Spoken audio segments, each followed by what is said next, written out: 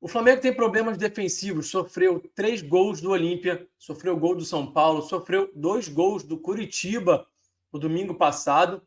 Então, claramente, há um problema na parte defensiva do time. Aqui nos comentários dos vídeos e também nas redes sociais, muita gente diz que a solução para esse problema é escalar 2 volantes. Será que é isso mesmo? Que impactos que a escalação de 2 volantes traria para o time? Que tipo de mudanças o Flamengo teria de dinâmicas, de regras de ação? Como é que isso pode impactar? E será que isso pode ajudar o time realmente a defender melhor? E essa dupla de volantes, qual seria? Pulgar e Alan? Ou será que tem alguma outra opção? Vamos fazer um exercício de reflexão aqui hoje, olhar para as escalações recentes e tentar pensar em algumas soluções, algumas ideias aí para que o time fique mais consistente defensivamente. Então, vamos para aquele nosso ritual. Eu vou rodar a vinheta, enquanto isso você vai deixar o seu like. Se você não for inscrito nesse canal, você vai se inscrever no canal. Combinado? E aí, vamos falar de tática?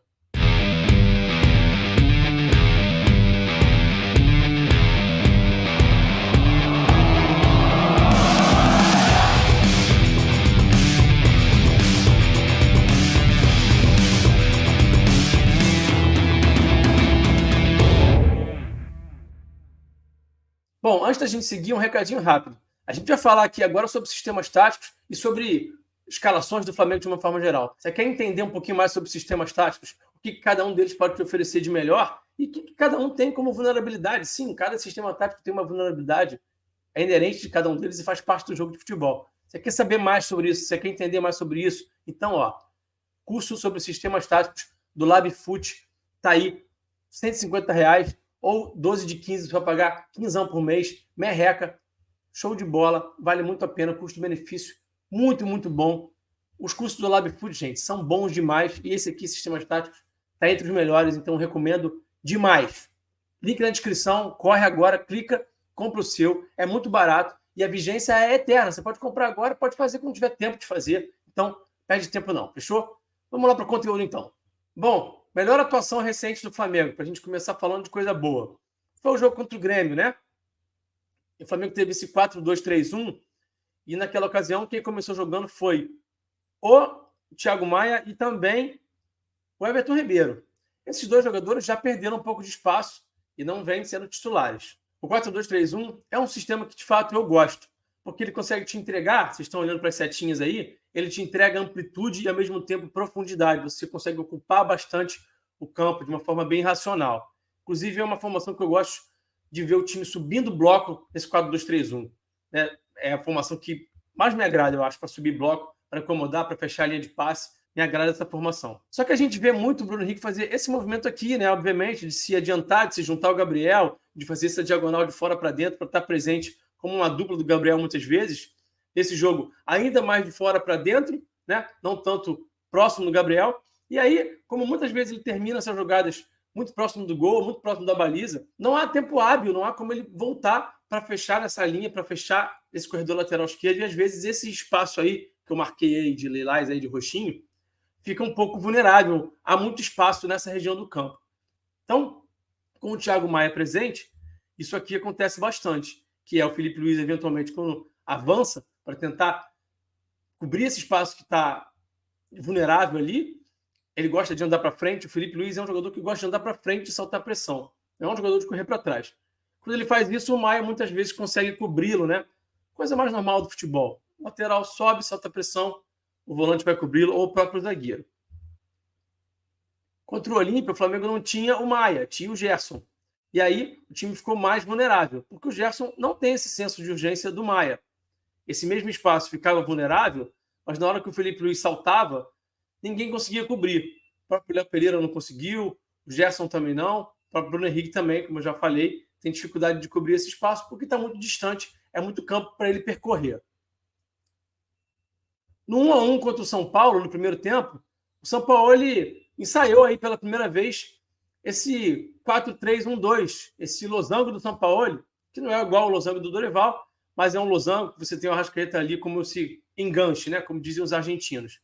Nesse jogo, você tinha o Ayrton Lucas. O Flamengo até sofreu um gol um tanto quanto bobo, em que o Lucas ali teve tapete vermelho para avançar e finalizar, Mas, de uma forma geral, o time estava mais protegido com o Alan, com o Maia e com o próprio Ayrton Lucas, que, até pela energia, né, pela capacidade física que tem, por ser muito mais jovem que o Filipe Luiz, consegue correr para trás, então consegue defender melhor esse corredor do que o próprio Felipe. Você já tinha nesse jogo o BH e o Gabi mais próximos, né? Então, o fato de você não ter o BH fechando nessa segunda linha, nesse corredor lateral pela esquerda, você tem que arrumar uma forma de minimizar isso. E aí, nesse jogo, a ideia foi começar com o Maia. No segundo tempo, ele tinha já o Gerson em campo, no lugar do Arrascaeta, também colocou o Ribeiro, e aí ele teve Alan e Vitor Hugo, com o Bruno Henrique voltando a atuar um pouco mais pela esquerda. Na classificação contra o Grêmio, ele manteve o 4-3-1-2, dessa vez com Felipe Luiz e Gerson. Essa dupla aqui, já vou adiantar para vocês, na minha opinião, é o grande problema aí da parte defensiva do Flamengo. O Gerson não vem entregando sem bola eficiente, não corre nem para frente nem para trás, e acaba deixando o Felipe vulnerável, porque se todo mundo correr para frente, ok. Se todo mundo correr para trás, ok também. Quando um corre para frente e o outro corre para trás, há um problema. Quando um nem para frente não corre, nem para trás não corre, pior ainda. E eu acho que é isso que está acontecendo com o Gerson. Aqui não é uma caça às bruxas, aqui não é criticar o Gerson de forma ostensiva, mas é um fato. O Gerson não vem conseguindo entregar sem bola. E um exemplo disso é o próprio gol do Olímpia, que a bola é batida de um lateral. Tá? O jogo está parado há um tempão ali, gente. O Matheus Cunha tinha sentido uma contusão, ele é atendido, é batido um lateral e o time não consegue pressionar o portador da bola. O atleta mais próximo do volante lá do Olímpia que fez o lançamento que originou o lance do gol era o Gerson. Ele não estava ali pronto para pressionar, né? Muito pouco senso de urgência no Gerson sem bola. E aí você teve essa dupla Gerson e Felipe Luiz que, na minha visão, deixou o time um tanto quanto vulnerável. Só que o time venceu a partida, ganhou de 1-0 e se classificou.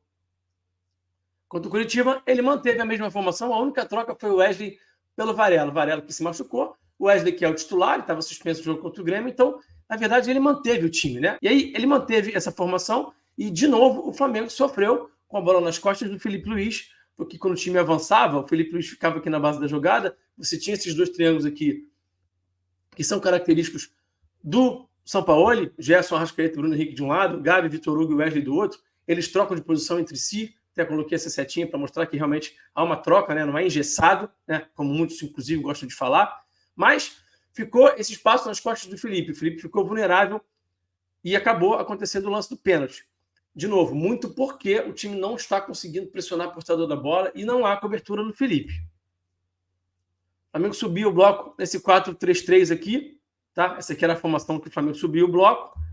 E aqui, essa formação aqui de bloco médio, bloco baixo, tem um detalhezinho que me deixa um pouquinho preocupado, que é o Arrascaeta defendendo em corredor central ali do lado do Pulgar, como se fosse um volante fechando a frente da área.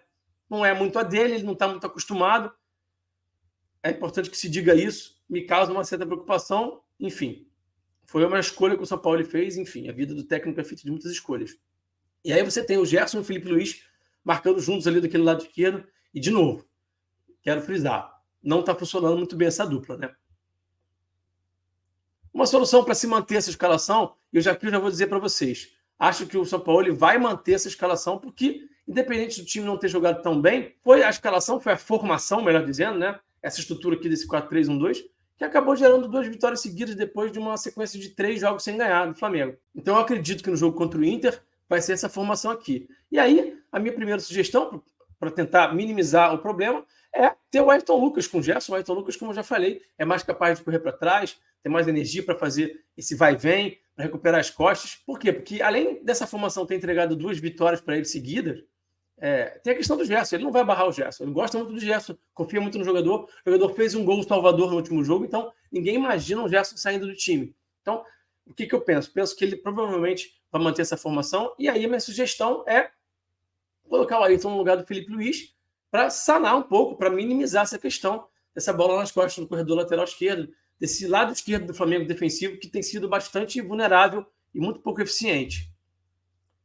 E agora eu vou sugerir um pouquinho do que pode ser a opção e que é o tema desse vídeo, né? Que é a possibilidade de ter 2 volantes.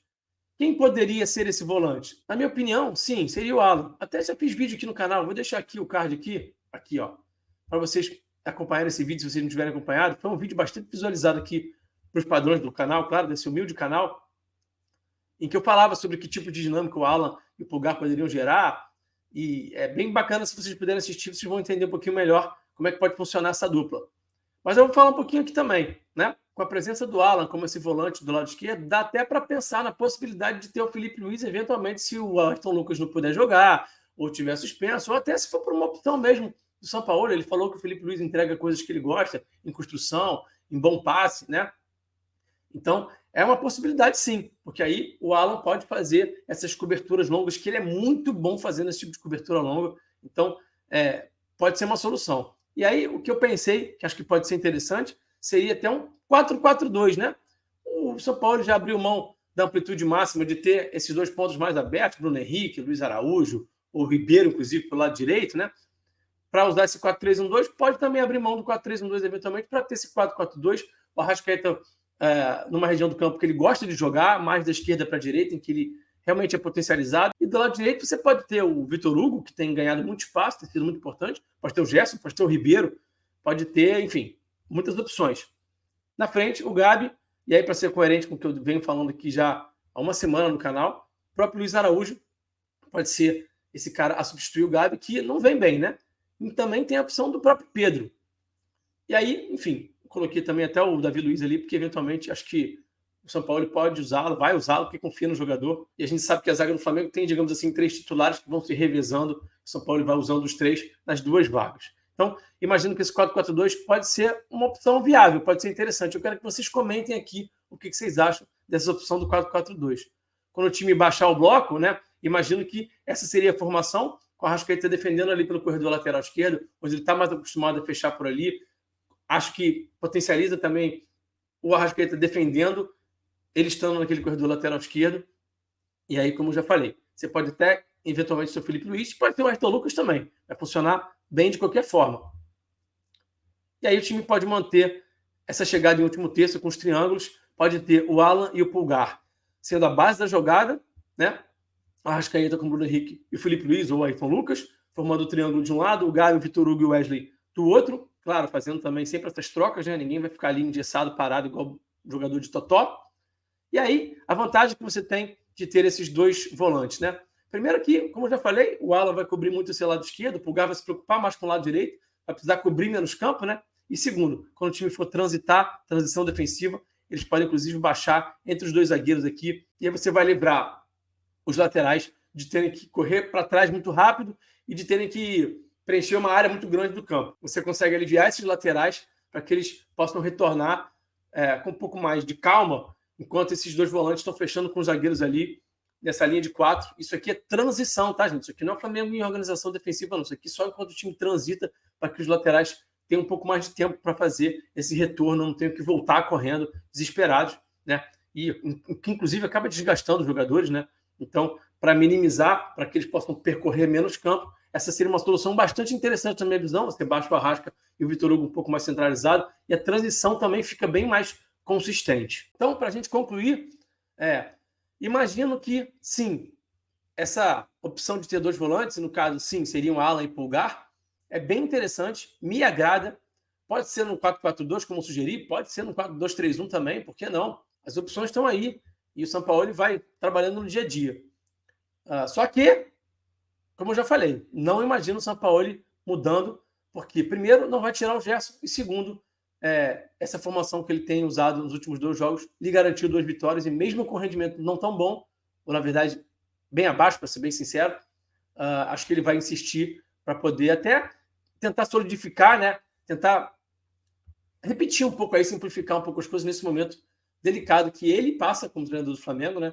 E que a equipe passa de uma forma geral, porque foi eliminada da Libertadores, passou para a final do Copa do Brasil, é verdade, mas não foi jogando bem, e conseguiu uma vitória contra o Curitiba na Bacia das Almas, numa atuação bem abaixo. Eu quero que vocês comentem aqui, o que vocês acham? Você acha realmente que os dois volantes podem deixar o time mais sólido? Qual é a formação ideal? 4-2-3-1, 4-4-2? De quem são as peças? Comenta aqui. Quando vocês comentam aqui nos vídeos, o YouTube entende esse conteúdo como relevante e vai recomendando para mais gente. Isso é muito importante para o crescimento do canal e também para a gente poder melhorar o nível do debate aqui sobre futebol, sobre o Flamengo de uma forma geral. Então, conto com essa força de vocês. Deixa o like também, que é muito importante. Se inscreve no canal. E é isso. Como eu sempre digo aqui no final dos vídeos, Muito obrigado pela sua parceria, pela sua audiência. Tamo junto. Até o próximo vídeo. Abraço.